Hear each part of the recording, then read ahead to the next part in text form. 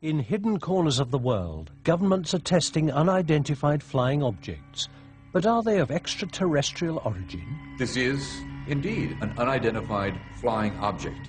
Are classified radical aircraft designs responsible for many UFO sightings? It may be the biggest story in history. Does the American government possess 9 alien spacecraft? Potentially, a person seeing one of these aircraft could think that it wasn't an aircraft, it was a spaceship. Is it test flying them to reveal the secrets of interstellar travel? Repetitive pulsing, booming noise, like somebody unzipping the sky. But beware, not all is as it seems. What is the truth? Discovery's cameras will show you a base that does not exist officially. Everybody loves a base that doesn't exist. Aircraft that don't exist. All we can really say is it was traveling faster than the speed of sound. And a man who says he worked for the US government involving 9 flying saucers or flying discs altogether. With us, enter the deep black world that is Dreamland. Aircraft are often confused with UFOs. I've seen it before. You've had UFO enthusiasts and stealth watchers in the same area. And when they see a light, someone who is an enthusiast and knows what aircraft look like automatically says, oh, well, look, it's a B-1 bomber. But for someone who is a UFO enthusiast and wants to see a UFO, that light automatically becomes the mothership. In 1992, Steve Douglas was filming military air exercises at Roswell, New Mexico. In the near dark, his camera caught a few seconds of a very strange triangular craft. He took the fuzzy picture to an expert. This is probably your proverbial tantalizing image, because it is something we believe is an unusual aircraft, one that the government doesn't admit they have, so it would be exciting to be able to get a good, clear picture of it, because this is just interesting. It's exciting. It's exciting to discover something unknown. I mean, this is a black aircraft against a black sky, and there's a lot of noise in the frame, so that anytime you look at the aircraft, it's almost the same color as the background. This is a cleaned up, processed image that I did using, if you would, pure image processing. But that's still awfully noisy, and it's very hard to see anything. But it would be very easy to use the computer to help clean it up, to go in and electronically, look at the image and say, wow, that's the sky, and that's noisy, and here are the edges of the object, and I'll just clean them up. I'll smooth out those edges. Well, the problem with that is if I have expectations about what I'm going to see, and I use those in the work I'm doing, then what I end up getting is exactly what I was looking for. I can make it anything I want, a flying saucer, or you name it. It is obviously flying. It's obviously unknown. So it is definitely a UFO, but that doesn't mean it's a spaceship from another planet, or a time traveler, or a fill in the blank. We have strong suspicions that this is, in fact, a highly secret, highly stealthy reconnaissance airplane that the government has and has operated, but for reasons of security, they haven't admitted that they own or operate it. This is, indeed, an unidentified flying object. This is what Steve Douglas filmed. The TR-3 Black Manta. It does not exist officially. Is the Black Manta sighting a one-off? In the last 5 years, the description of UFOs has changed. Reports of triangular craft are as common as traditional saucer shapes. Last year, a British Airways flight from Milan descended to land at Manchester, England. Suddenly, a triangular craft flashed past the airliner just yards in front of its nose. Neither the airliners nor ground control's radar detected the high-speed craft. It was a classic close encounter. But with what? Newspaper headlines screamed that an alien spacecraft had buzzed the jetliner. What they did not report was what specialist aviation magazines already knew. Less than 15 miles away, a British company is building the top-secret prototype of a stealth aircraft. It has a strange, triangular shape. It is an unidentified flying object, a UFO. Strange aircraft are often reported in the press. Some become famous, others never make it beyond the prototype. They are UFOs. They do not exist, officially, and fly from a base that does not exist, officially. The home of America's deep black aircraft is hidden in the Nevada nuclear test site. For decades, nuclear warheads were tested here. It's not a safe place for the unwary to venture.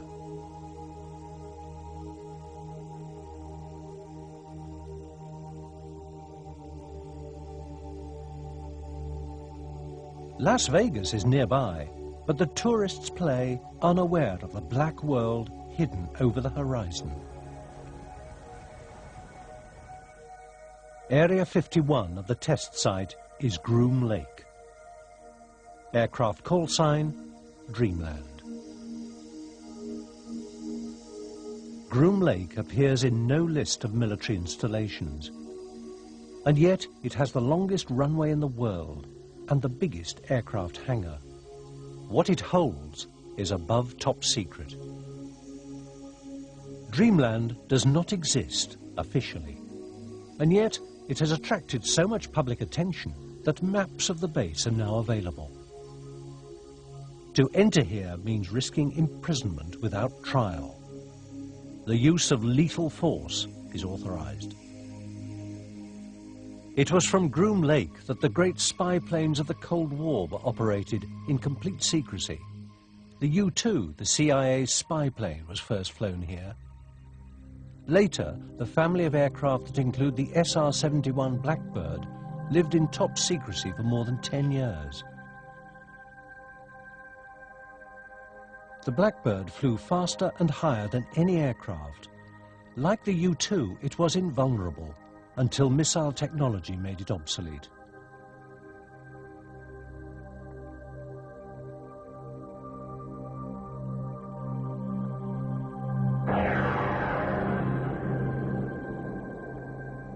Unknown to the general public, the stealth fighter was tested here.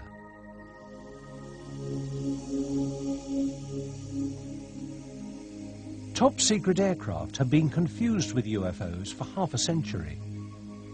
In the mid and late 40s, it was a period of fantastic development in aviation. Today we can't appreciate it, but there were airplanes without propellers. That was akin to a car without a motor. There were airplanes without tails. There were airplanes that were disc-shaped. There were airplanes with swept wings. Potentially, a person seeing one of these aircraft could think that it wasn't an aircraft, it was a spaceship. A person not knowing about these aircraft would think that there's something beyond earthly performance and assume that these were in fact flying saucers. The world's first reported sighting of flying saucers was in fact of flying wings. Pilot Kenneth Arnold saw delta-winged craft, not discs. After he made the sighting and landed, Kenneth Arnold talked with several other pilots, and their idea was that it was some type of U.S. secret weapon, a guided missile, or it had been built by the Soviets. Later, the idea came up that these were not earthly vehicles, but alien vehicles, based on their performance and maneuvers, which could not be matched, reportedly, by any earthly materials, or they could not be survived by the human body.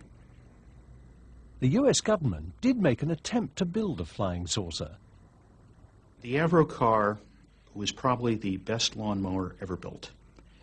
The pilot had to wear an oxygen mask to keep from choking on the grass clippings. It was essentially a hovercraft. It was only a technological demonstrator for a whole family of very remarkable aircraft. The Lockheed Skunk Works, California. Generations of deep black aircraft were built here In recent years, its parking lot has remained full. Yet officially, it has little work underway. Too little to explain all the activity. Production of the Blackbird spy plane is long finished. Its last contract was for the stealth fighter. That is near completion. It cannot explain the work being done behind closed doors. Is a new deep black triangular UFO being built? Aviation experts suspect that the answer lies in a 1985 Pentagon document. A mysterious aircraft codenamed Aurora Project was accidentally included alongside budgets for the U-2 and Blackbird spy planes. There has been no mention of it since. It does not exist officially. The first thing I heard about Aurora was that air traffic controllers out on the west coast were being told to expect very high-speed targets on their radar screens, that it was a classified program, that they weren't to panic and they weren't to report it to anybody else. The next piece of information, and the one that I think really started me investigating the Aurora story, was a sequence of sonic booms over California. On Thursday, June the 18th, 1992, at 7 in the morning, and on 6 other Thursdays at the same hour in the preceding year, a minor tremor rattled coffee cups in Los Angeles.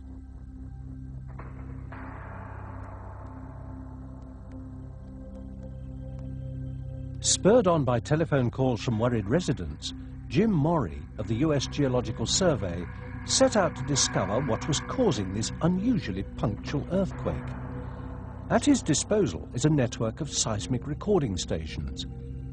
He quickly established that it was a double sonic boom from a supersonic aircraft. Morey compared the signature of the aircraft's sonic boom with the patterns produced by those of the space shuttle landing outside Los Angeles and by the SR-71 Blackbird on its world speed record transcontinental flight in 1991.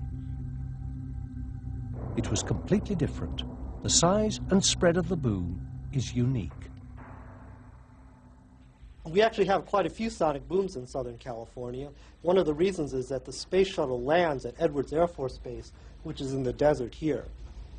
It's possible to tell the direction, the speed, and the height of the object that's producing the sonic boom if you have good instrumental recording.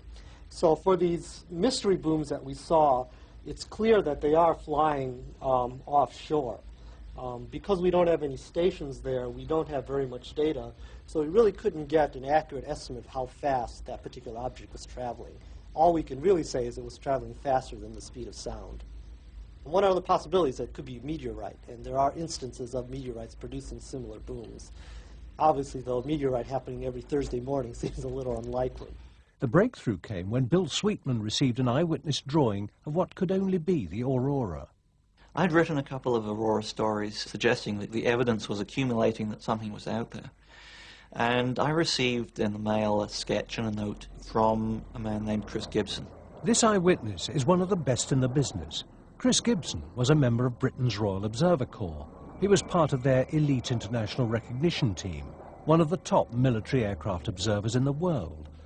One day in 1989, whilst working on an oil rig in the North Sea, a colleague called Chris outside. There was a formation of 4 aircraft. The lead aircraft was a KC-135 Stratotanker, and off its port side were 2 F-111 fighter bombers. Off the tail of the KC-135 Stratotanker was a black triangular aircraft. No wings, no tail, a perfect triangle. And there's nothing that I've ever seen before looked like that, which was an unusual occurrence because I'm trained in instant recognition by the Royal Observer Corps, and if I didn't know what it was, it's not in any books. This shape and the sonic booms told Bill Sweetman a great deal. If you're looking at an aircraft that is designed to fly at what's loosely called hypersonic speeds, that's 5 or 6 times the speed of sound or upwards, there are several things that become absolutely essential. One is that you require a very high degree of sweep back on the wing leading edges. Otherwise, you start getting into severe problems of drag and aerodynamic heating. As you go into this very slender shape, you still need to have a lot of volume in that shape for fuel, for propulsion, for crew. And the best way to provide that is to blend the wing and the body together. You get a very characteristic, highly blended triangular shape, which is, in plan view, identical to what Chris saw.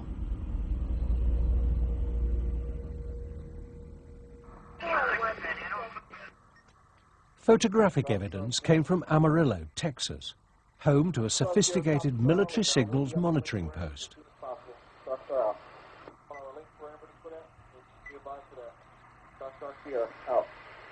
I think it was March 23rd, 1992. I was back here in my office when the house was shook by what sounded like a large sonic boom. I'd heard a lot of sonic booms before, so I know how they sound, but this one seemed to continue. It wasn't just a crack boom and left. It was a rather large shudder that you could feel in your chest, and the windows vibrated. And that's when I saw this very high-speed aircraft flying over the house at incredible rates. I grabbed my camera, knowing it was something different, especially because of the way the contrail worked. The Donuts on a Rope contrail is produced by no conventional aircraft. Its engine noise is also unique. It's a deep, thrumming, regular, pulsing, booming noise, like somebody unzipping the sky. You feel it more in your chest than you hear it. It doesn't sound like a jet. It doesn't sound like a rocket. It's just very unique and an amazing sound. The Donuts on a Rope contrail has been reported from around the world. This never-before-seen footage was taken by an amateur cameraman from a transatlantic passenger jet. It's very hard to hide an aircraft like the Aurora.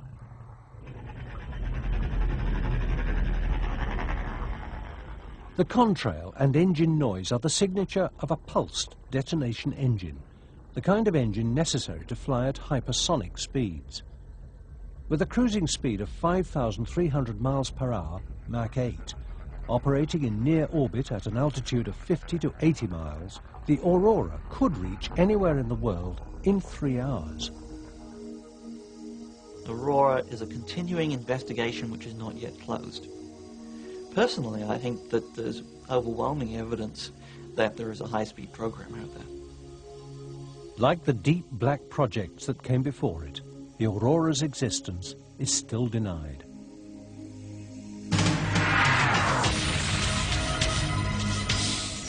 However, anyone can fly alongside it on a computer game.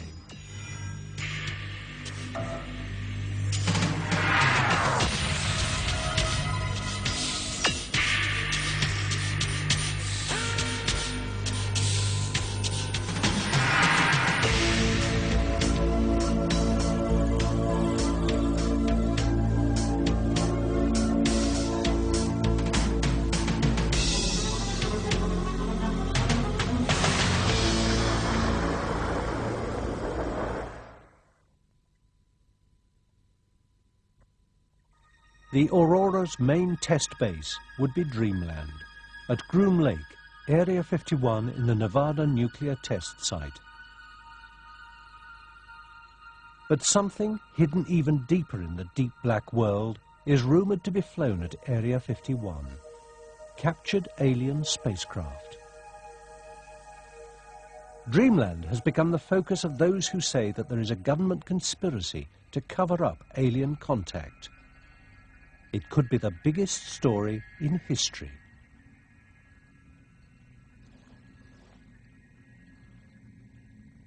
From a distant mountain top, one man keeps a vigil over Dreamland.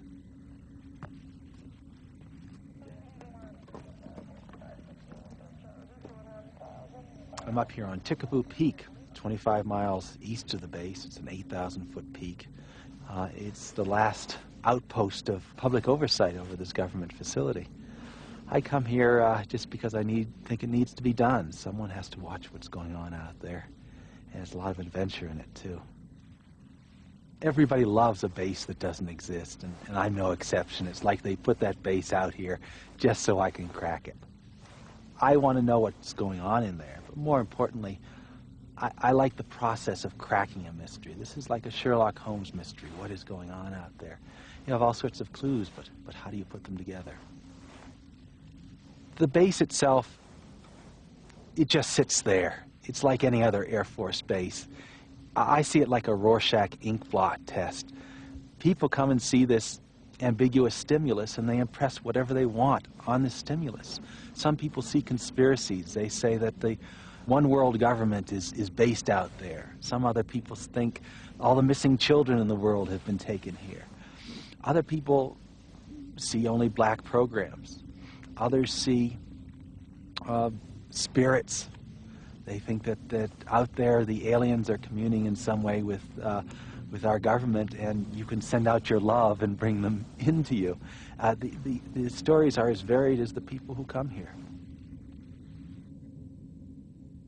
These beliefs are based on the claims of one man. There were 9 flying saucers or flying discs altogether. Rachel, Nevada, population 101 and falling. Its inhabitants have seen many strange things flying over the mountains above Dreamland. I believe that there are saucer-shaped craft here on Earth. I definitely believe it was a saucer. I've seen a lot of strange things out here. It was just a series of lights. Dancing lights. And they came up close, and then they were gone in an instant. Saucers or extraterrestrial craft could be visiting the Earth. I definitely think aliens have had to have visited the Earth. Some may be extraterrestrial from another planetary system around another star. It was something from outer space. I believe it's possible. It could be within regions underneath the Earth that have been established as a base. There's too much technology out here that can't be explained. We might be dealing with an interdimensional phenomena. I definitely think the government knows. I don't think we're alone in the universe.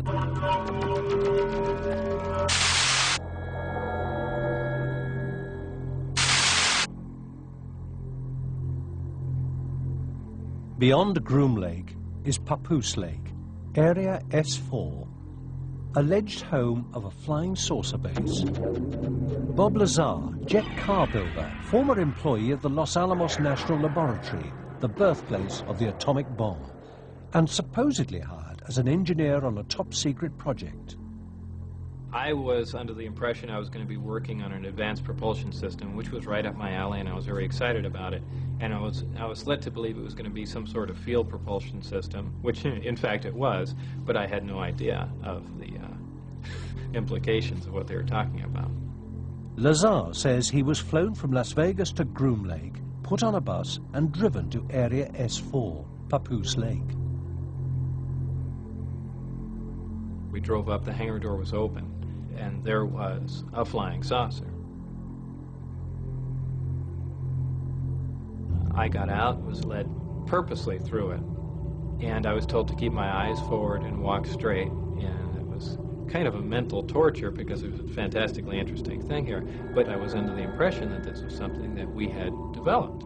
And in fact, I remember even laughing to myself that this answers all the ridiculous UFO sightings. We have been making these things all along, test flying them, and everyone's been thinking they're flying saucers from another planet. And I thought, wow, this is great.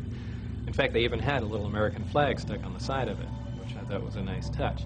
Bob soon discovered that the saucer was of alien origin. It was still some time later that I was actually let inside it, and it became extremely obvious that this was something we didn't make. Because only then, after seeing how small everything was inside, that it was obviously never made to hold a human. And they basically came clean with what we're doing is back engineering this because we want to find out how it was made. And that pretty much says it wasn't made here.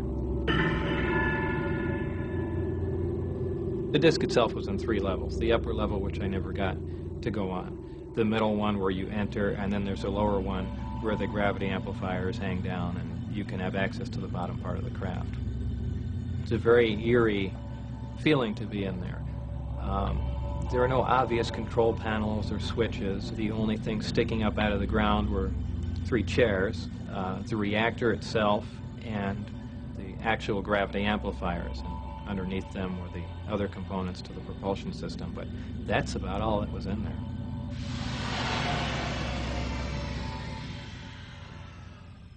Bob Lazar has been investigated by a reporter at the local TV station. What some have called the Cosmic Watergate. There had been stories about Dreamland floating around in Nevada for a number of years, little bits and pieces in the newspaper, references to secret programs, occasionally a reference to alien technology. There have been some of those same kind of references in ufological circles, people saying there's a secret base in Nevada, you better check this kind of a thing out. It wasn't until about 1987 I started digging into some of these things. In 1989, I met Robert Lazar, and the story he told me was an incredible one by any standards. I thought that if, in fact, any of this stuff checks out, it may be the biggest story in history. Does Lazar's story check out? Do any records of Lazar's past employment exist? For myself and the TV station, the key to his credibility, the key to his story was always Los Alamos, because if he worked at Los Alamos, if he worked in classified projects, it is at least conceivable that he would have been brought to Nevada to work in other classified projects. As a test on his veracity, we wanted to go to Los Alamos and have him show us around. He said, I can get you in. I said, yeah, we'll believe this when we see it. So we were there on a weekend. Fewer people are in the lab, and Bob, in fact, did take us in. And it was like following him through this labyrinth of different labs and facilities, and he knew his way around like a rabbit in its own burrow. He knew where everything was, and that impressed me, because how would he know if he hadn't been there? Los Alamos was uncooperative from the first day. Years and years went by, and I still couldn't get any confirmation from them that Bob had ever worked there. It makes no sense. They'd have no records on someone who worked there just a few years before, but that's what they were telling me. Now, I had interviewed other people that worked with Bob there who say that he was an employee, he was a physicist, and he worked in classified projects. If that were the case, where are the records? Because to this day, we still can't find them. What this tells me is that someone has tried to wipe out Bob's background so that fewer people will give him any credibility.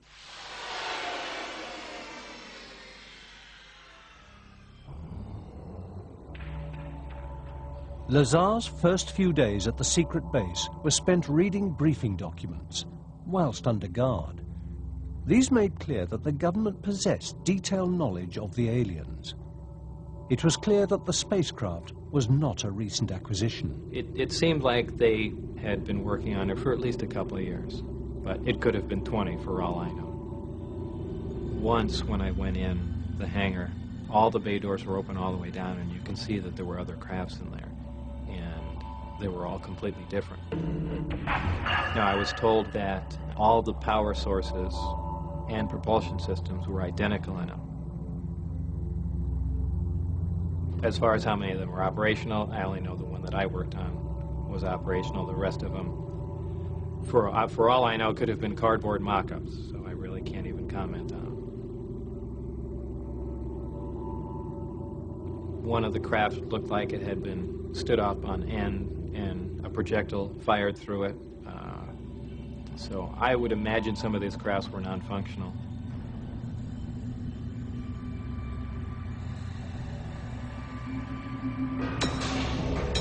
There were 9 flying saucers or flying discs altogether.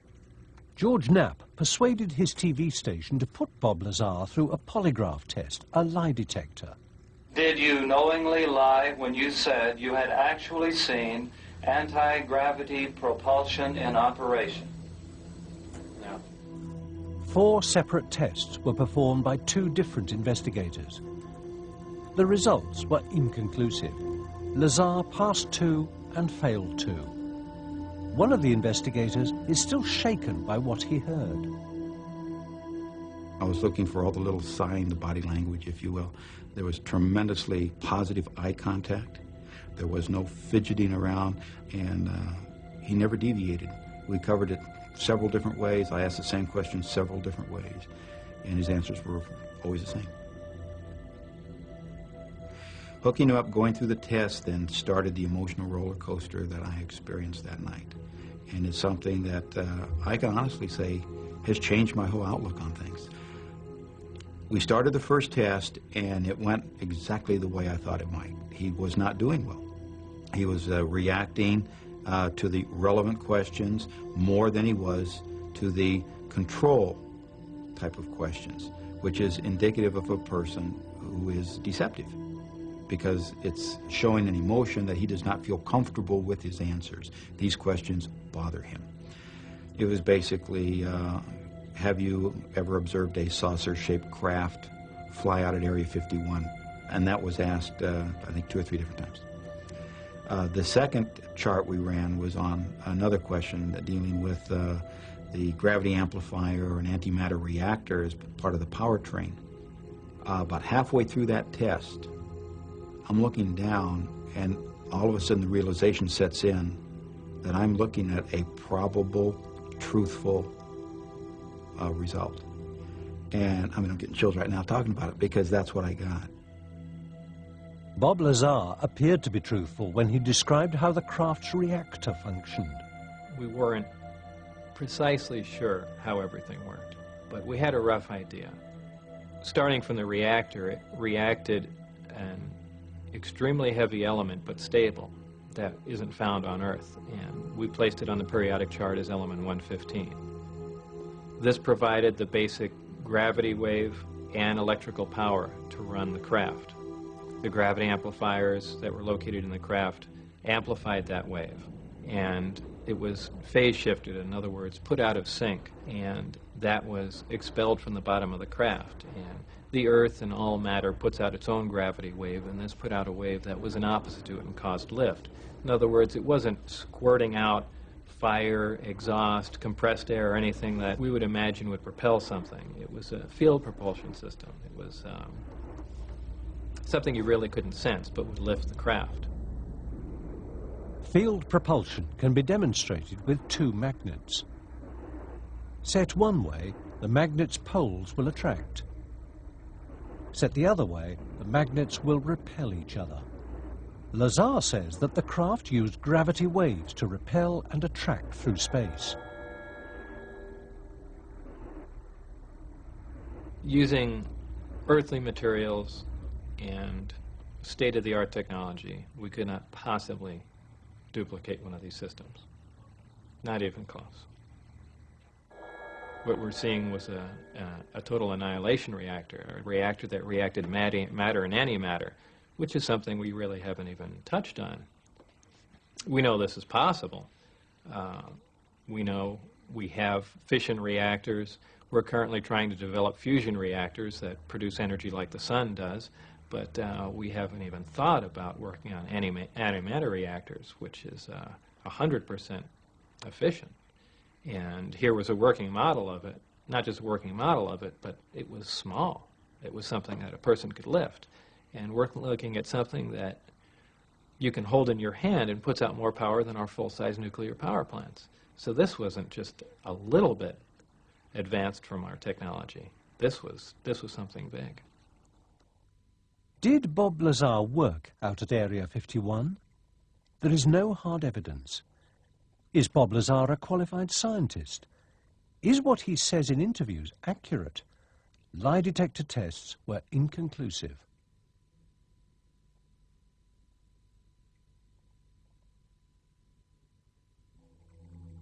An investigation by one man, Tom Mahood, an engineer from California, found flaw after flaw in Lazar's statements.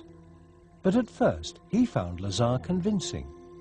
About 3 years ago, I hooked up with the internet. I started exploring, and I came across Bob Lazar's story. And I really found it fascinating. The way he told his story seemed to ring of truth, and there were a lot of little details that he had on his stories that I found just utterly fascinating. It kind of captivated me. There was a couple times I woke up in the middle of the night disturbed. I mean, I really believed that story. It seemed that credible to me. First thing that started kicking things off for me was that I don't live that far from Caltech, and Lazar claimed as part of his story that he had attended Caltech and had his records erased. I thought, well, this is an interesting possibility for me to look into it and see if I could find any trace of Lazar at Caltech. And I thought the easiest thing to do to check on him was just to go through all the Caltech annuals for about a 10-year period. And I literally went through every page looking for a picture or a reference to Bob Lazar. Now, it could be that he might be erased from the school records, but it's unlikely somebody's actually going to come in and replace a college yearbook. So I went through it and didn't turn anything up, and at that point I'm starting to think, well, maybe he does have a degree in physics, but for some reason he doesn't want people to know where it's from, and then he's just concocted a Caltech story. So I started having a few doubts at that time, but it still seemed like a fairly credible story to me. Lazar claims a university education, but gives no hard evidence. Bob wouldn't be the first person in the history to lie about his education in order to get a job. But the only records that he went to school anywhere is one electronics course at a junior college. And it doesn't make sense that someone with that level of education would get hired to work at the places where he worked. Fairchild Industries in a highly technical position, and later Los Alamos in a highly technical position. He had to get educated somewhere. If you've been to his house, if you see what he does with computers, you know he's as an intelligent and educated man. Where did that education come from? I look at, for example, MIT, and although Bob can't come up with any names of professors, he can't come up with any names of students, I ask myself, could a school like MIT wipe out his records? Well, I don't know. I mean, they get tens of millions of dollars a year in defense contracts. They've worked with the CIA in the past on this very UFO question. Could they do it? Would they do it? I think it's possible. Bob says that he was sacked after he made a blatant breach of security. The craft that I worked on was tested quite often. Most of the tests occurred on Wednesday nights. They were never taken out of the atmosphere. They were barely taken over the mountain range. You have to look at the fact that this was their prized possession, that they were just learning how to use, and they weren't about to lose it.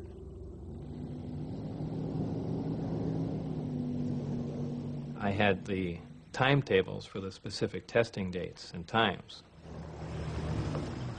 And I did bring some friends on a specific day where I wouldn't be working, and they got to view some of the tests for themselves. It's just sitting there. Lazar claims that they saw a bright, brilliant light.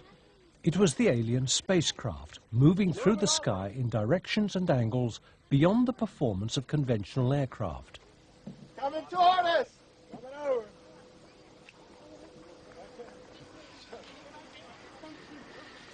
Holy moly, my heart is pounding. Look at that. Is that beautiful? Is it beautiful?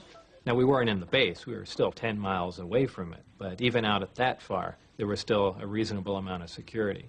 And we were able to see quite a few things. And as time went on, we became lax and eventually got caught.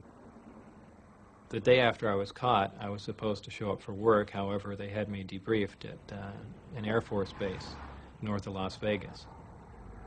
That's where a lot of the friction began between myself and the people there.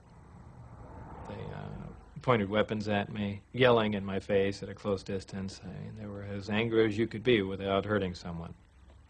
They threatened my life. At the time, they threatened my wife's life, past employment records, places I've been, places I've worked, people I had worked with. All this information began to disappear, and I actually began to be concerned that perhaps they were going to do the same to me.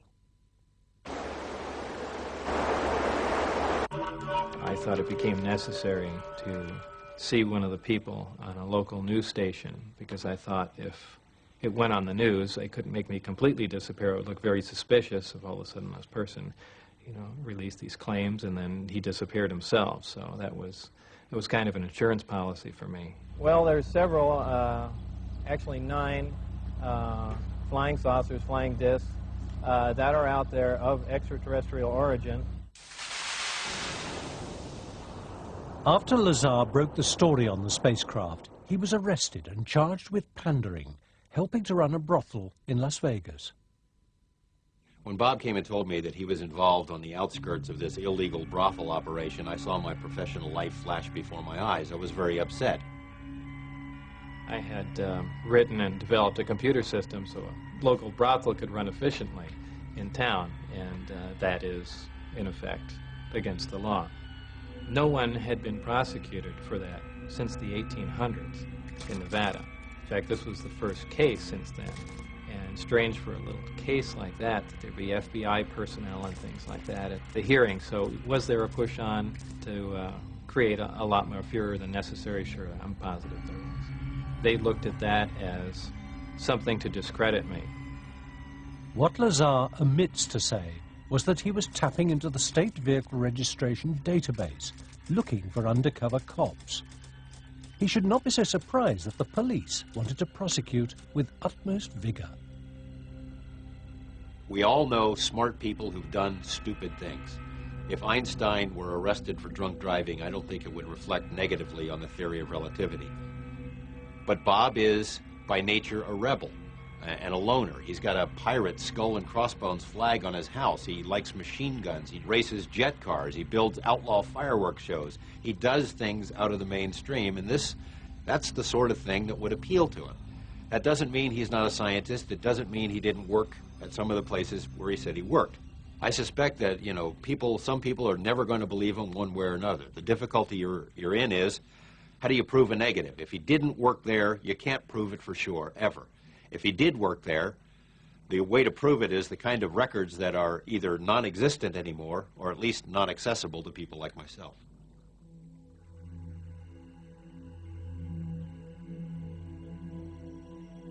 Bob Lazar seems to have a very peculiar memory.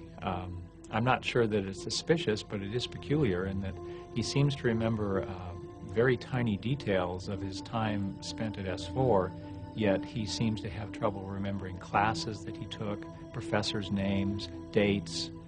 A lot of his past seems to be faded from his memory, but not S4. On paper, I think Bob Lazar comes across as a complete fraud. Yet I've talked to enough people and I know enough stories about things that have gone on in Area 51 that my gut feeling is that the guy was there. Whether things happened precisely as he said, I can't be sure. Should we believe Lazar's story, Tom Mahood has discovered that he did work at Los Alamos, but only for a civilian subcontractor. He was not a research scientist. He was a junior technician working on open civilian projects.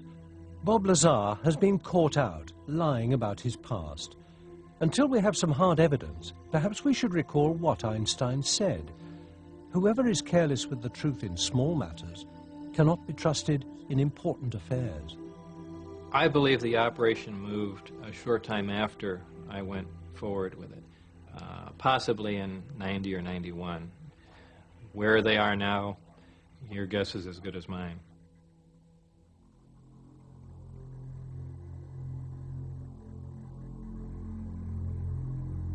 What can we trust? There are great cases. The fabric of the craft was a very smooth, black glass type. There are convincing eyewitnesses. Yep, wasn't it? It was a UFO. Is there any hard data? There is one new, fascinating report.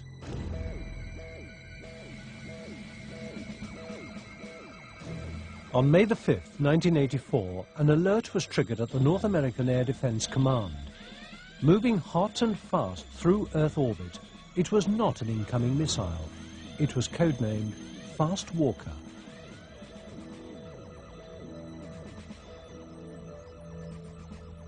Floating in Earth orbit are the satellites operated by the US Defense Support Program. Their job is to provide the first warning of an incoming ballistic missile attack on the United States. The satellite sensors are so delicate that they also pick up infrared heat signals, even ones from minor house fires. At 1400 hours Zulu time, a DSP satellite detected a hot, fast, solid object swept in from outer space. It passed within 15 miles of the satellite and then curved back out into deep space. It was tracked for 9 minutes. A top-secret summary of the Fast Walker shows the time and place of the incident, the infrared signature of the object, and its track through Earth orbit. It was leaked to a UFO investigator. Where it appeared in the sensor field would indicate that the object came into the sensor field from outer space, went in front of the sensor, and left, departing back into deep space. It would indicate that it was some type of craft that had the ability to maneuver. If this Fast Walker was a meteorite, then the Earth's gravitational field would have sucked it into the atmosphere, burning it up. It takes energy to break the grip of Earth's gravity. Inanimate objects like meteors or space junk can't do this. Spacecraft like the Space Shuttle can. But the fast walker came from outer space. And there you have hard evidence. You have telemetry from that satellite. You have information. You have systems. You have data that you can go back and investigate and check and verify. In the past, usually UFO events are just eyewitness testimony. There you have a very sensitive defense system that sent you the information to the ground. I don't even know if you can solve it. Maybe it's one of those enigmas that's just going to be with us forever. You know, what type of craft would have that ability? Some people might say a UFO.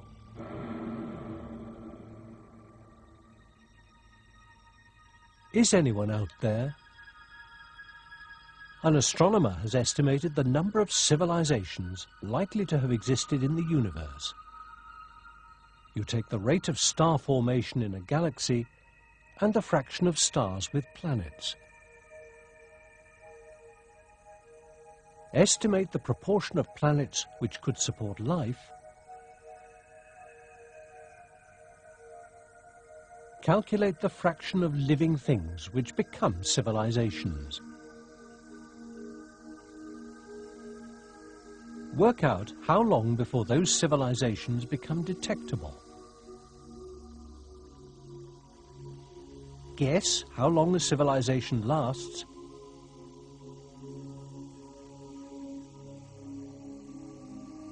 Don't forget that some civilizations can be short-lived.